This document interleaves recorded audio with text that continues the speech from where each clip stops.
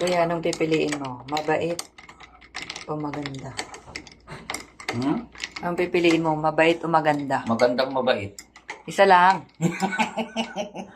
Isa lang. Mamaya mabait nga, pangko naman ng pangit. Ano nga doon sa isa? Maganda. Bakit? Kasi, mas masarap kasi pag maganda. Yes. Pag pangit, wala.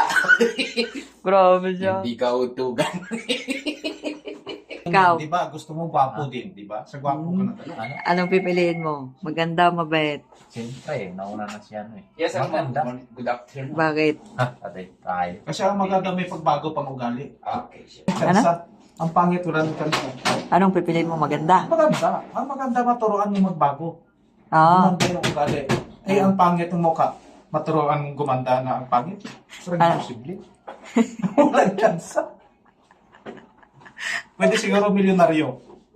Maganda niya yung mukha. Kaso si nanay ni Pacquiao, bilyonaryo na nga sila. Hindi